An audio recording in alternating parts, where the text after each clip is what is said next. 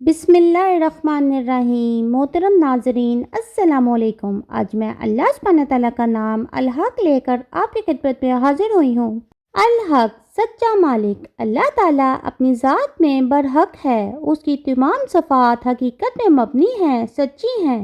وہ ہی معبود برحق ہے، اس کی عبادت حق ہے، اس کے علاوہ جتنے بھی معبود ہیں وہ باطل ہیں۔ پس بلند ہے اللہ جو بادشاہ حقیقی ہے، یعنی اسی کو زیبا ہے ساری کائنات کی بادشاہیت، جس کے سوا اور کوئی معبود ہونے کے لائق نہیں، اور وہ عزت والے عرش کا رب ہے۔ حقیقت یہ ہے کہ اللہ تعالیٰ ہی اصل سچائی ہے، اور اس سے متعلق جو بھی چیزیں ہیں وہ سب بھی سچ ہیں۔ اس کا فرمان بھی سچ ہے، اس کی ملاقات بھی برحق ہے، اس کے پیغمبر بھی سچ ہیں، اس کا کلام بھی حق ہے۔ فرمایا یہ اس لیے کہ بے شک اللہ حق ہے، اور اس لیے کہ بے شک وہ ہی مردوں کو زندہ کرے گا، اور اس لیے کہ بے شک وہ ہر چیز پر پوری طرح قادر ہے۔ یعنی اللہ تعالیٰ کا معبود برحق ہونا اس لیے بالکل سچ ہے کیونکہ ہر چیز اسی کے اختیار میں ہے، جن کی موت کا مالک وہ ہے، ہر ایک کو رزق وہ دیتا ہے، ہر چیز اس کے قبضے قدرت میں ہے، اور اس کے سوا کوئی بھی اس کے ان اختیارات کا مالک نہیں۔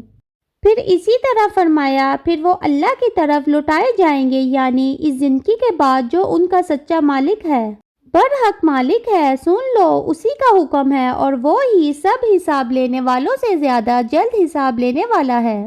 یعنی اس کی ملاقات برحق ہے، اور یہ ملاقات حساب کی غرض سے ہوگی۔ اور اس کے سوا جتنی بھی چیزیں دنیا میں پوجی جا رہی ہیں، جن کی عبادت کی جا رہی ہے، نہ ان کے پاس اختیارات ہیں، اور نہ وہ کسی چیز کے مالک ہیں،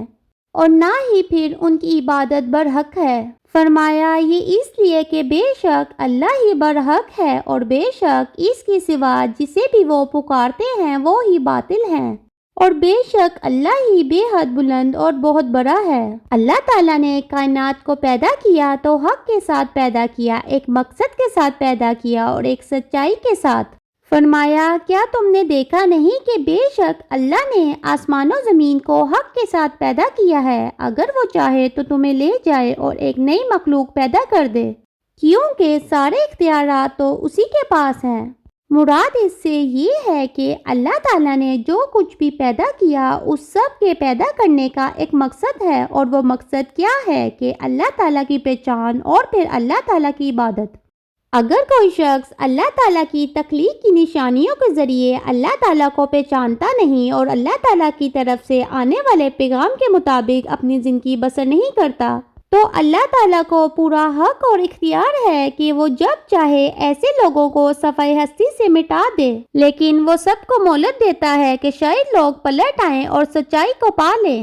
ایک اور جگہ پر فرمایا اور اللہ نے آسمان و زمین کو حق کے ساتھ پیدا کیا، اور تاکہ ہر شخص کو اس کا بدلہ دیا جائے جو اس نے کمایا، اور ان پر ظلم نہیں کیا جائے گا۔ یعنی اللہ تعالیٰ نے آسمان و زمین کی تخلیق بے مقصد پیدا نہیں کی، یہ سب کچھ جیسے بنا ہے ایک دن سب کچھ سمیٹ دیا جائے گا، یہ سب کچھ ختم کر دیا جائے گا، اور ایک دن ہوگا جب انسانوں کو ان کے کیے کا بدلہ ملے گا۔ یہاں پر یہ بتایا جا رہا ہے کہ یہ بات بالکل برحق ہے۔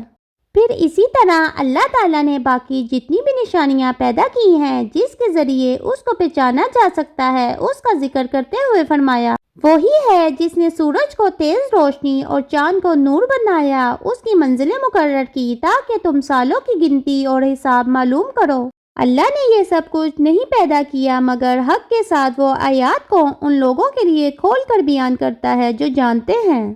یعنی اللہ تعالیٰ نے جتنی بھی نشانیاں زمین میں، آسمان کی صورت میں یا چاند سورج کی شکل میں پیدا کی ہیں، یہ سب بھی اس لیے ہیں کہ بنانے والے کو پہچانا جائے، اور پھر یہ کہ اللہ تعالیٰ نے انسانوں کے فائدے بھی اس میں رکھے ہیں، اور اس سب کو حق کے ساتھ پیدا کیا گیا ہے، ان کا ایک مقصد ہے، اور اللہ تعالیٰ نے یہ ساری نشانیاں کھول کر اس لیے بیان بھی کر دی ہیں اپنی کتاب میں۔ یعنی صرف چیزیں پیدا نہیں کر دی بلکہ اپنی کتاب میں ان کا ذکر کیا تاکہ لوگوں کی توجہ اس طرف دلائی جائے تاکہ وہ حقیقت کو پا لیں۔ اور پھر اسی طرح یہ بھی یاد رکھنا چاہیے کہ اللہ تعالیٰ کے فیصلے بھی حق پر مبنی ہیں، اللہ تعالیٰ کسی پر بھی ظلم کرنے والا نہیں ہے۔ قرآن مجید میں اللہ تعالیٰ فرماتے ہیں اور زمین اپنے رب کے نور کے ساتھ روشن ہو جائے گی، یعنی قیامت کے دن، جیسا کہ حدیث میں بھی آتا ہے کہ ایک گول ٹکی کی طرح ہوگی، جس طرح میدے کی ایک سفید روٹی ہوتی ہے اور اس پر کسی قسم کے پہاڑ اور اونچ نیچ نہیں ہوگی، اور وہ چمک رہی ہوگی اور تمام لوگ اس پر کھڑے ہو کر رب العالمین کے سامنے حساب دیں گے۔ اور فرمایا لکھا ہوا سامنے رکھ دیا جائے گا، انبیاء اور شہداء گواہ لائے جائیں گے اور ان کے سامنے حق کے ساتھ فیصلہ کر دیا جائے گا، یعنی جس طرح اللہ تعالیٰ نے حق کے ساتھ دنیا کو پیدا کیا، حق کے ساتھ ہی اس کو سمیٹے گا اور حق کے ساتھ ہی لوگوں کے فیصلے کرے گا اور وہ ظلم نہ کیے جائیں گے۔ پھر اسی طرح اللہ تعالیٰ فرماتے ہیں اس دن اللہ انہیں صحیح بدلہ پورا دے گا حق کے ساتھ، یعنی جب قیامت قائم ہوگی تو کسی کا حق نہیں مارا جائے گا، ہر ایک کو اس کے کیے کے مطابق جزا ملے گی اور وہ جان لیں گے بے شک اللہ ہی حق ہے،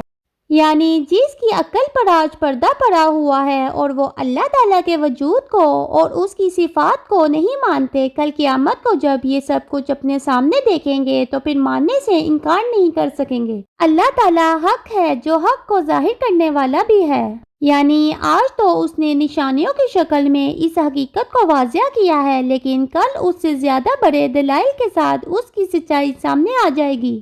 اللہ تعالیٰ نے انسانوں کی ہدایت کے لیے کائنات کی نشانیاں ہی نہیں کھول کے رکھی، بلکہ انبیاء کو بھیجا اور انبیاء کو بھی حق کے ساتھ بھیجا، سچائی کے ساتھ۔ اور پھر یہ کہ اس نام کے ساتھ اللہ تعالیٰ سے دعا بھی کرنی چاہیے، انسان کو حق کی تلاش میں رہنا چاہیے اور اس کے لیے دعا بھی کرنی چاہیے۔ اے ہمارے رب، ہمارے درمیان اور ہماری قوم کے درمیان حق کے ساتھ فیصلہ کر دے، اور تو سب فیصلہ کرنے والوں میں سے بہتر ہے۔